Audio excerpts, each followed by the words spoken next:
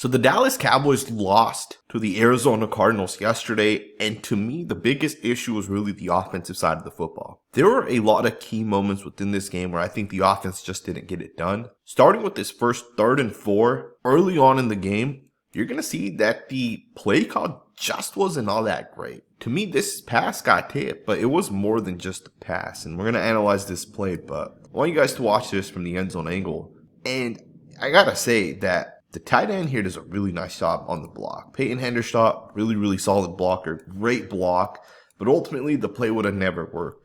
Even if Dak Prescott gets the ball around 51, I just don't think CeeDee Lamb would have caught it because of the cornerback off the right side of your screen. To me, the pass would not have been completed. Either the pass is behind Lamb, and if somehow you do get it closer or out in front of Lamb, keep in mind Lamb is running from the left over to the right, I think the cornerback here breaks the pass up.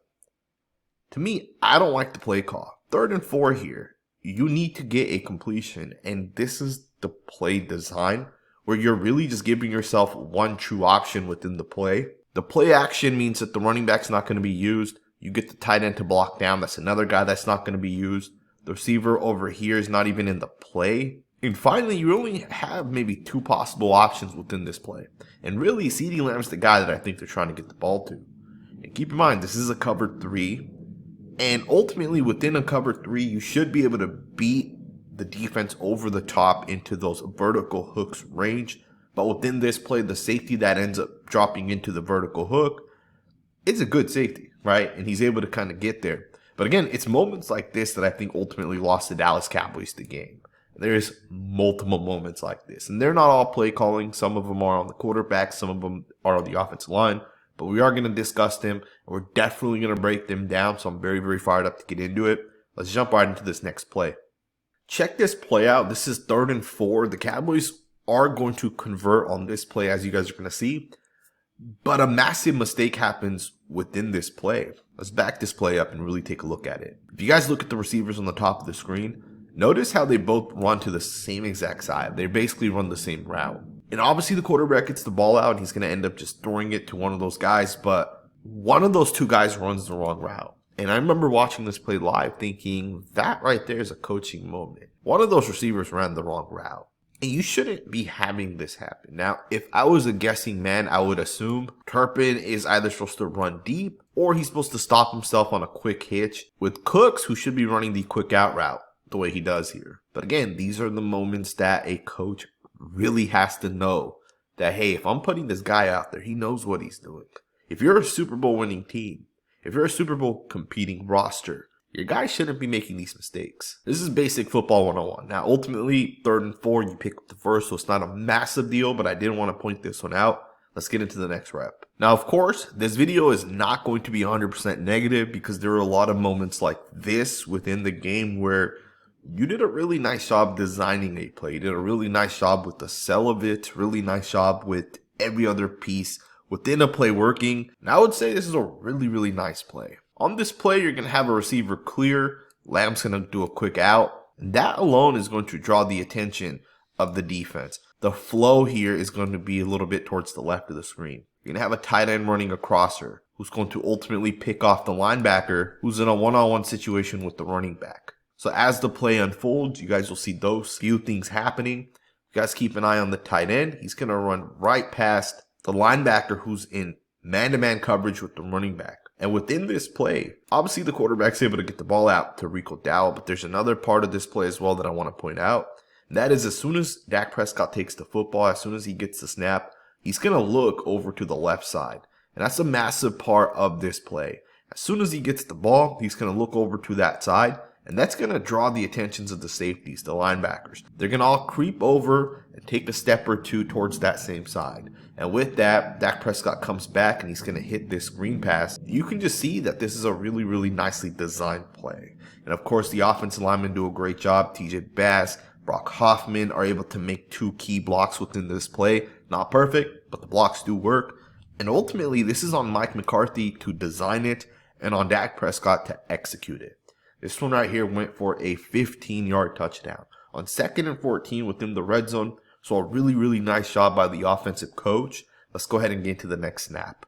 In my opinion, one of the big moments for the Dallas Cowboys was the start of the third quarter. They were down 10-21. They started the drive off, and they ended up getting down all the way into the red zone. And a big part of it was their third and 7, 32-yard pass from Dak Prescott to CeeDee Lamb. Perfect pass, perfect catch, perfect route run. Just overall, really, really nice job. You get a little bit of pressure up the middle, and you can't do anything when you have 3 backup offensive linemen in. That's going to be a big factor as to why the Cowboys, in my opinion, did not win this game. The offensive line had 3 backups in, and it's not even just 3 backups. You're replacing 2 guys in Zach Martin and Tyron Smith, who are all pro Hall of Fame caliber players. And you're essentially replacing both guys with rookie players. You're not going to have success if that's happening, but you do see, even as TJ Bass gets beat on this one, that Dak Prescott with pressure in his face is still able to get the ball out. And CeeDee Lamb does a great job creating that separation. And just within this one play, you are now in the red zone. But there were a couple of issues that happened as you got down into the red zone. 1st and 10, you're going to run a screen, and you're going to lose 2 yards on this screen play. 2nd and 12, and you're going to have an incomplete pass here to the tight end. Should have been caught. And then you're in a 3rd and 12, and you're going to feel the effects of having a backup left tackle once again. But luckily for the Cowboys, Dak Prescott's going to build them out. To me, 3rd and 12, you should have been sacked. You're going to make a couple of people miss, and you're going to pick up 13 yards on this play. This is what Dak Prescott has done in the past, and this is part of what we expect from Prescott. But you can't put your quarterback in these type of spots. The left tackle can't get beat so quickly that you don't even give your guys an opportunity. To me, the offensive line has to do better. Great job by Dak Prescott. But again, keep in mind, we're still looking at the very first drive of the second half. And although Prescott makes a great play and you get down to the 11-yard line, from there, you're ultimately not able to punch it in. You're going to have a 3-yard run, which is a pretty nice play for 1st and 10. Gets you into a 2nd and 7. And from there, you're going to play action. And really, no one gets open within this play. And there's nothing that Dak Prescott could have done. I did see people posting on Twitter saying that Dak Prescott should have done a better job within the red zone. But you guys tell me, where should Prescott have went with the football? And be realistic. There's guys in the passing lanes. People aren't 100% open within this. Sure, you can take the 1 or 2 yard pass, but wouldn't you rather possibly see if CeeDee Lamb can break open, maybe the tight end at the top of the screen? I'd say, yeah, let's try to push the ball. And within this play, obviously that does not happen, and there's just nowhere for anybody to go. And to me, this is part of what is getting the Cowboys in trouble. It's part of why they're not having success. And I got to point out one other thing, because I've always been very, very high on Michael Gallup, but he has to show more effort than this. I mean, he's jogging throughout this entire play. I understand that the pass may not come to you because the play's not designed for you. But you got to run through the entirety of the route because plays break down, especially in the red zone. The red zone is where backyard football really happens. So to me, you got to get more effort by some of these receivers downfield. They got to create more separation. And then comes the 3rd and 7 play. And you're going to get Dak Prescott to throw it. Really, he gets hit. There's just not a whole lot of space. No separation once again. And this is part of why the Cowboys are struggling. It's basic things like creating separation. It's basic things like pass protection and picking up the correct players that you may need to ultimately pick up. This one right here, you have to throw it hot within this play. And I understand why you throw it to Brandon Cooks. He may be the hot read within this play. And you don't have the time for CeeDee Lamb to ultimately break free because you got a guy in your face. You got to throw the football. But I would have thrown this to CeeDee Lamb. Lamb is still the best player within this offense. And I think you need to force him the football as much as possible. Again, I don't disagree with the pass by Prescott. But we do got to keep in mind, Brandon Cooks isn't a 6'2 wide receiver. He's not known for being a possession guy down in the red zone. He's more of a burner. He's more of a end around and let him get going in that aspect. And I know this one's hard, but I question the decision making by the quarterback, maybe the play call a little bit. Again, second half, first drive of the game, you go all the way down to the 8-yard line and ultimately have to settle. That's crushing. That is not how you want to start the half. You want to get all the way downfield and score a touchdown, especially if you get down to the 8-yard line. So to me, terrible, terrible spot for the Cowboys to start off. Alrighty guys, so on the very next drive when the Cowboys got the ball, keep in mind it's a one possession game, 13-21 at this point, and you're going to get some really nice passes, some really nice runs. This one goes for 27 yards to Gallup. Then this next play goes for 31 yards by Tony Pollard. Two really, really nice drives. And you're going to get all the way down to the 11-yard line after this run. And then on a 3rd and 3 from the 4-yard line, you can't hold here as the left tackle is going to get called. This is why Tyron Smith is so freaking important. And even beyond that, it's surprising to me that the Cowboys didn't put Tyler Smith over at left tackle and then possibly Asim Richards in at left guard, or maybe even Adoga at left guard, which he played in the past.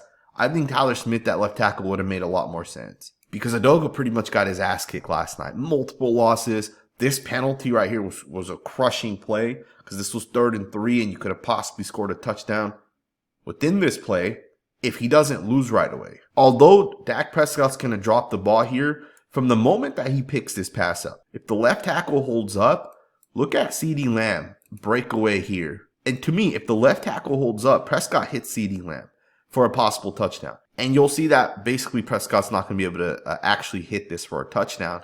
But 3rd and 3 turns into 3rd and 13. Now, although that holding penalty sent him back 10 yards, they ended up picking up 10 yards on 3rd and 13. And now you got 4th and 3. And some people are questioning this play call a little bit. And I'm not 100% sure what this was, to be honest with you guys. There's a lot of question marks within this play. If you guys look at CeeDee Lamb, it almost seems like Lamb is running some sort of influence route where he's trying to pull the coverage towards him. I'm not sure why he really throws his hands up within this play, but even more so than that, Dak Prescott has to throw a better pass here. I know it's hard to get Lamb the football, but put the ball out in front of him. And maybe he wasn't able to see where this defender was here, and it's possible that he didn't want to throw an interception, but it's 4th and 3 regardless. And the pass here just falls short. You got to give your receiver a better shot here, right? That pass right there is not good enough. And I know number 22 jumps up, throw it over the top, put it out in front of Lamb, and let him possibly make the play. Because this one right here falls way short, right? So again, got to do a better job in this one. 4th and 3, and you basically turn the ball over after having 2 explosive plays to start the drive. This is not how you win, in my opinion. Alrighty, guys, now another moment in this game, 3rd and 8, 9 minutes and 40 seconds left in the 4th quarter. And Dak Prescott's going to throw it up to CeeDee Lamb, and some people are questioning the effort here by Lamb.